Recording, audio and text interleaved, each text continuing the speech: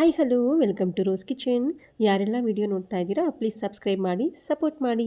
ಇವತ್ತಿನ ರೆಸಿಪಿ ಏನಪ್ಪ ಅಂದರೆ ಇನ್ಸ್ಟೆಂಟಾಗಿ 10 ಮಿನಿಟ್ಸಲ್ಲಿ ಮಾಡ್ಕೋಬೋದಾದಂಥ ಮೆದು ದೋಸೆನ ಹೇಗೆ ಮಾಡೋದು ಅಂತ ತೋರಿಸ್ಕೊಡ್ತೀನಿ. ಈ ರೆಸಿಪಿ ಮಾಡ್ಕೊಳ್ಳೋದಕ್ಕೆ ಹಿಂದಿನ ದಿನ ನೈಟೇ ಅಕ್ಕಿನ ನೆನೆಸ್ಕೋಬೇಕು, ಫಾರ್ಮೆಂಟ್ ಮಾಡ್ಕೋಬೇಕು ಅನ್ನೋ ಅವಶ್ಯಕತೆ ಏನೂ ಇಲ್ಲ. ಡೈಲಿ ಮಕ್ಕಳ ಲಂಚ್ ಬಾಕ್ಸ್ಗೆ ಏನು ಅಡುಗೆ ಮಾಡ್ಕೊಳ್ಳೋದು ಅಂತ ಟೆನ್ಷನ್ ಆಗಿರೋ ಮಮ್ಮೀಸ್ಗೆ 10 ಮಿನಿಟ್ಸಲ್ಲೇ ಮೆದು ದೋಸೆ ಹೇಗೆ ಮಾಡ್ಕೊಳ್ಳೋದು ಅಂತ ತೋರಿಸ್ಕೊಡ್ತೀನಿ. ರೆಸಿಪಿ ಹೇಗೆ ಮಾಡೋದು ಅಂತ ನೋಡೋಣವಾ? ಸೊ ನಾನಿಲ್ಲಿ ಅರ್ಧ ಕಪ್ಪಷ್ಟು ಅವಲಕ್ಕಿನ ತೊಗೊಂಡಿದ್ದೀನಿ. ನಾನಿಲ್ಲಿ ಗಟ್ಟಿ ಅವಲಕ್ಕಿನ ತೊಗೊಂಡಿದ್ದೀನಿ. ಈಗ ಈ ಅವಲಕ್ಕಿನ 2-3 ಸರಿ ಚೆನ್ನಾಗಿ ತೊಳ್ಕೊಂಡು ನೆನೆಸ್ಕೋಬೇಕು. ನೆಕ್ಸ್ಟ್ ಅದೇ ಕಪ್ ಮೆಜರ್ಮೆಂಟಲ್ಲಿ 1 ಕಪ್ಪಷ್ಟು ಸೂಜಿ ರವೆನ ತೊಗೊಂಡಿದ್ದೀನಿ. ಸೂಜಿ ರವೆ ಆರ್ ಬಾಂಬೆ ರವೆ ಅಂತಾರಲ್ಲ ಆ ರವೆನ ತೊಗೊಂಡಿದ್ದೀನಿ. ಇದನ್ನು ಕೂಡ ಒಂದು ಸರಿ ತೊಳ್ಕೊಂಡು ಸೈಡಿಗೆ ಇಟ್ಕೋಬೇಕು. ಸೂಜಿ ರವೆನ ತುಂಬ ವಾಶ್ ಮಾಡಬಾರ್ದು, ಜಸ್ಟ್ ಒಂದು ಸರಿ ವಾಶ್ ಮಾಡಿ ಅದಕ್ಕೆ ನಾನಿವಾಗ 1 ಕಪ್ ಆಗುವಷ್ಟು ಮೊಸರನ್ನ ಸೂಜಿ ರವೆಗೆ ಆ್ಯಡ್ ಮಾಡಿಕೊಂಡು ಮಿಕ್ಸ್ ಮಾಡ್ಕೊಳ್ತಾ ಇದ್ದೀನಿ. ರವೆನ ನಾವು ನೀರಲ್ಲಿ ನೆನೆಸಬಾರ್ದು, ಮೊಸರು ಅಥವಾ ಸ್ವಲ್ಪ ಮಜ್ಜಿಗೆ ಮಾಡ್ಕೊಂಡು ನೆನೆಸಿದ್ರೆ ಚೆನ್ನಾಗಿರುತ್ತೆ. ನಾನಿಲ್ಲಿ ಮೊಸರು ಪ್ರಿಫರ್ ಮಾಡಿದ್ದೀನಿ.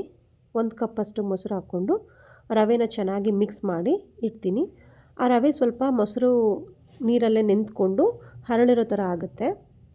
ಸೊ ಅಲ್ಲಿವರೆಗೂ ನಾವು ಇದನ್ನು 10 ಮಿನಿಟ್ಸ್ ಹೀಗೆ ಬಿಡಬೇಕು. ಅವಲಕ್ಕಿ ಕೂಡ ಚೆನ್ನಾಗಿ ಸಾಫ್ಟಾಗಿ ನೆನಿಬೇಕು ಆ್ಯಂಡ್ ರವೆ ಕೂಡ ಮೊಸರು ಜೊತೆ ಚೆನ್ನಾಗಿ ನೆನಿಬೇಕು. ನೋಡಿ ಈಗ ನಾನು 10 ಮಿನಿಟ್ಸ್ ಆಗಿದೆ, ಚೆನ್ನಾಗಿ ಎರಡೂ ಕೂಡ ನೆಂದಿದೆ. ಈಗ ನಾನು ಇದನ್ನು ಮಿಕ್ಸರ್ ಜಾರ್ಗೆ ಹಾಕ್ಕೊಂಡು ನುಣ್ಣಗೆ ಪೇಸ್ಟ್ ಮಾಡ್ಕೊಡ್ತೀನಿ. ಸೇಮ್ ನಾವು ದೋಸೆ ಬ್ಯಾಟರ್ ಯಾವ ಥರ ಪೇಸ್ಟ್ ಮಾಡ್ತೀವಿ ಆ ಥರ ಪೇಸ್ಟ್ ಮಾಡ್ಕೋಬೇಕು. ಅವಲಕ್ಕಿ ಆ್ಯಂಡ್ ರವೆ ಎರಡನ್ನೂ ಕೂಡ ಪೇಸ್ಟ್ ಮಾಡ್ಕೋಬೇಕು. ನಾವು ಮಿಕ್ಸಿ ಮಾಡಬೇಕಾದ್ರೆ ನೀರನ್ನ ಆ್ಯಡ್ ಮಾಡಬಾರ್ದು, ಸ್ವಲ್ಪ ಮಜ್ಜಿಗೆ ಮಾಡಿಟ್ಕೊಂಡು ಸ್ವಲ್ಪನೇ ಆ್ಯಡ್ ಮಾಡ್ಕೊಳ್ತಾ ರುಬ್ಬಬೇಕು. ಈ ಬ್ಯಾಟರ್ ಹೇಗಿರಬೇಕು ಅಂದರೆ ಥಿಕ್ ಕನ್ಸಿಸ್ಟೆನ್ಸಿಲಿರಬೇಕು. ನಾವು ನಾರ್ಮಲ್ ದೋಸೆಗೆ ಮಾಡೋ ಥರ ನೀರಾಗಿ ಮಾಡ್ಕೋಬಾರ್ದು. ಬ್ಯಾಟರ್ನ ಸ್ವಲ್ಪ ಇಡ್ಲಿ ಹದಕ್ಕೆ ಹಾಕೋ ಥರ ಹಿಟ್ಟನ್ನ ಮಾಡ್ಕೋಬೇಕು. ಈಗ ಬ್ಯಾಟರ್ ರೆಡಿಯಾಗಿದೆ. ಇದಕ್ಕೆ ನಾನು ರುಚಿಗೆ ಎಷ್ಟು ಬೇಕಾಗುತ್ತೆ ಅಷ್ಟು ಉಪ್ಪು ಹಾಕ್ಕೊಂಡು ಅದ್ರ ಜೊತೆ ಸ್ವಲ್ಪ ಅಡುಗೆ ಸೋಡಾನ ಮಿಕ್ಸ್ ಮಾಡ್ಕೊಳ್ತಾ ಇದ್ದೀನಿ. ಮಿಕ್ಸ್ ಮಾಡಿ ಎರಡನ್ನೂ ಚೆನ್ನಾಗಿ ಕಲಿಸ್ಕೋಬೇಕು. ಈಗ ನಾನು ಗ್ಯಾಸ್ ಮೇಲೆ ಪ್ಯಾನ್ ಇಟ್ಟಿದ್ದೀನಿ. ಈಗ ಆ ಪ್ಯಾನ್ಗೆ ಆನಿಯನಲ್ಲಿ ಸ್ವಲ್ಪ ಆಯಿಲ್ ಎತ್ಕೊಂಡು ಪ್ಯಾನ್ಗೆಲ್ಲ ಸವರ್ಕೊಳ್ತಾ ಇದ್ದೀನಿ. ಈಗ ಪ್ಯಾನ್ ಸ್ವಲ್ಪ ಹೀಟ್ ಆಗ್ತಾ ಇದೆ. ಈಗ ನಾವು ದೋಸೆ ಹಾಕ್ಕೊಳ್ಳೋಣ. ಈ ದೋಸೆನ ನಾವು ನಾರ್ಮಲ್ ದೋಸೆ ಹಾಕೋ ಥರ ಪೇಪರ್ ದೋಸೆ ಥರ ಸ್ಪ್ರೆಡ್ ಮಾಡಬಾರ್ದು, ಸ್ವಲ್ಪ ತಿಕ್ಕಾಗೆ ಹಾಕ್ಕೋಬೇಕು. ಆ ಥರ ನೀವು ಪೇಪರ್ ದೋಸೆ ಥರ ಸ್ಪ್ರೆಡ್ ಮಾಡಿಕೊಂಡ್ರೆ ದೋಸೆ ಎದ್ದೊಳ್ಳೋದಿಲ್ಲ. ಸೊ ಈ ದೋಸೆನ ಸ್ವಲ್ಪ ತಿಕ್ಕಾಗಿ ಹಾಕ್ಕೋಬೇಕು. ಈಗ ನಾನು ಇದಕ್ಕೆ ಆಯಿಲ್ನ ಆ್ಯಡ್ ಮಾಡ್ಕೊಳ್ತಾ ಇದ್ದೀನಿ. ದೋಸೆ ಚೆನ್ನಾಗಿ ಬೆಂದಮೇಲೆ ಇನ್ನೊಂದು ಸೈಡ್ ತಿರುವು ಹಾಕೋಣ.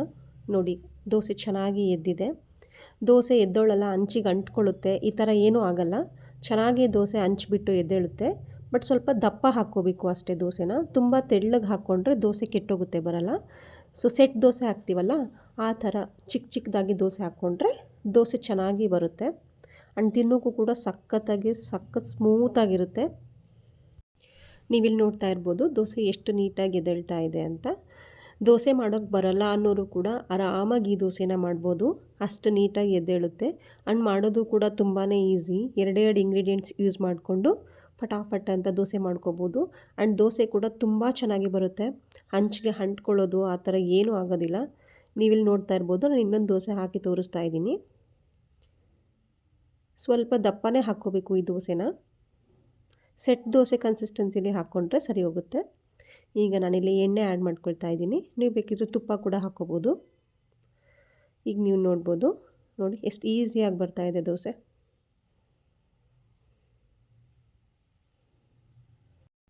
ಆ್ಯಂಡ್ ತಿನ್ನೋಕ್ಕೂ ಕೂಡ ಅಷ್ಟೇ ಈ ದೋಸೆ ತುಂಬ ಟೇಸ್ಟಿಯಾಗಿರುತ್ತೆ. ನೀವೊಂದು ಸರಿ ಈ ರೆಸಿಪಿನ ಮನೇಲಿ ಟ್ರೈ ಮಾಡಿ ನೋಡಿ. ನಿಮ್ಮ ಮನೇಲಿ ಎಲ್ಲರಿಗೂ ತುಂಬಾ ಇಷ್ಟ ಆಗುತ್ತೆ. ಆ್ಯಂಡ್ ಸ್ವಲ್ಪ ಸಮಯದಲ್ಲಿ ಲೈಕ್ 10 ಮಿನಿಟ್ಸ್ ನಾವು ಮ್ಯಾರಿನೇಟ್ ಮಾಡೋಕ್ಕೆ ಬಿಟ್ಟರೆ ಅವಲಕ್ಕಿ ಮತ್ತು ರವೆನ, ಈ ದೋಸೆ ತುಂಬ ಚೆನ್ನಾಗಿ ಬರುತ್ತೆ. ನಾವು ಹಿಂದಿನ ದಿನ ನೈಟ್ ಅಕ್ಕಿ ನೆನೆಸೋದು ಮರ್ತೋಗಿದೆ, ರುಬ್ಬಿಡೋದು ಮರ್ತೋಗಿದೆ ಅನ್ನೋ ಜಂಜಾಟ ಇರೋದಿಲ್ಲ. ಬೆಳಗ್ಗೆ ಎದ್ದ ತಕ್ಷಣ ಟಿಫನ್ಗೆ ಏನು ಮಾಡೋದಪ್ಪ ಅಂತ ಯೋಚನೆ ಮಾಡ್ತಿರೋ ಅಂಥ ಮಮ್ಮೀಸ್ಗೆ, ಹೌಸ್ ವೈಫ್ಗೆ ಈಸಿಯಾಗಿ 10 ಮಿನಿಟ್ಸಲ್ಲೇ ಮಾಡ್ಕೋಬೋದಾದಂಥ ರೆಸಿಪಿನ ತೋರಿಸ್ಕೊಟ್ಟಿದ್ದೀನಿ. ಈ 10 ಮಿನಿಟ್ಸ್ ದೋಸೆನ ಒಂದು ಸರಿ ನಿಮ್ಮ ಮನೇಲಿ ಮಾಡಿ ನೋಡಿ. ಲಂಚ್ ಬಾಕ್ಸ್ಗೆ ಮಕ್ಕಳಿಗೆ ಹಾಕ್ಕೊಡಿ. ನಿಮ್ಮ ಮನೇಲಿ ತುಂಬಾ ಇಷ್ಟಪಡ್ತಾರೆ ಎಲ್ಲರೂ. ಸಖತ್ ಸಾಫ್ಟಾಗಿರುತ್ತೆ ತಿನ್ನೋಕ್ಕೆ. ಮಕ್ಕಳು ಕೂಡ ತುಂಬಾ ಇಷ್ಟಪಟ್ಟು ತಿಂತಾರೆ. ಒಂದು ಸರಿ ಈ ರೆಸಿಪಿನ ಟ್ರೈ ಮಾಡಿ ನೋಡಿ, ನಿಮಗೆ ತುಂಬ ಇಷ್ಟ ಆಗುತ್ತೆ. ಈಗ ನಾವು ಪ್ರಿಪೇರ್ ಮಾಡಿರುವಂಥ ಇನ್ಸ್ಟೆಂಟ್ ದೋಸೆ ಹೇಗೆ ಬಂದಿದೆ ಅಂತ ನೋಡ್ಕೊಂಡು ಬರೋಣ ಬನ್ನಿ.